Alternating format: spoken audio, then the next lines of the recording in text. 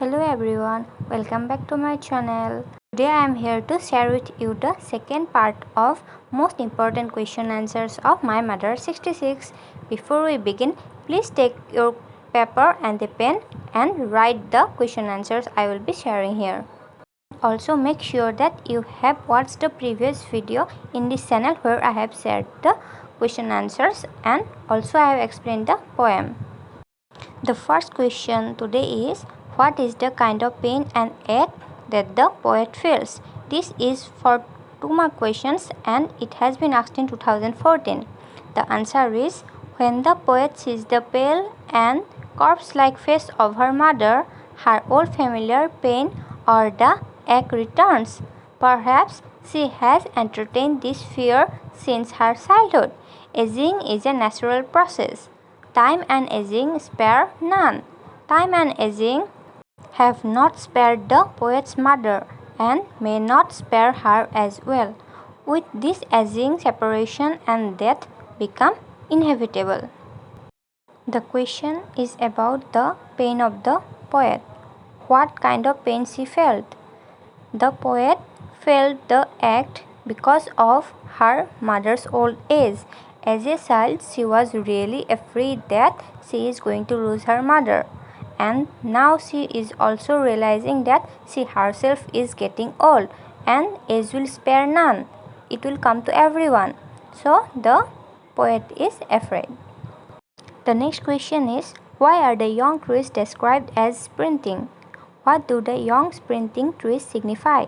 It has been asked in 2017 and here we are asked what the poet means when she describes the trees. What she wants to show by bringing in the image of the trees. The answer is, the poet is driving to the Cochin airport. We all know that she is coming back from her mother's home. When she looks outside, the young trees seem to be running past them. Because she was in a car, when she looks out of the window, the trees were running behind. She felt like that. With the speed of the car, they seem to be running fast or sprinting.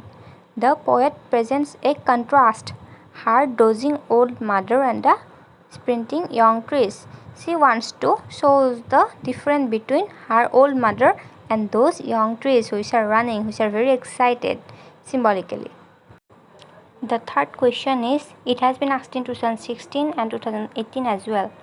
Why has the poet brought in the image of the merry children spilling out of their homes? What are the merry children spilling out of the home symbolic of? What are those children which were running out from the home signify? Answer is, the poet has brought in the image of merry children spilling out of their homes to present a contrast, means to show a difference. The merry children coming out of their homes in large numbers presents an image of happiness and spontaneous overflow of life. Those young children are symbolic of happiness. They make us happy. This image is in stark contrast to those old mother, but this presents as a difference to her old mother, whose ancient face looks lifeless and pale like a corpse. On the other hand, the poet's mother is growing old gradually. She is an image of aging, decay, and passivity. The contrast of the two images enhances the poetic effect. Our next question is, why has the mother been compared to the late winter's moon? The question has been asked in 2015 and 2017 as well, and also we get a 1-mark question for this in the reference part. The answer is, the poet's mother is 66 years old. She is not that old, but she is growing old gradually. Her sunken ashen face resembles a corpse. Her face is pale, so it looks like a dead body. She has lost her shine and strength of youth. Obviously, when someone is growing old, they doesn't have the shine and strength as a young girl or a boy. Similarly, The late winter's moon looks hazy and obscure.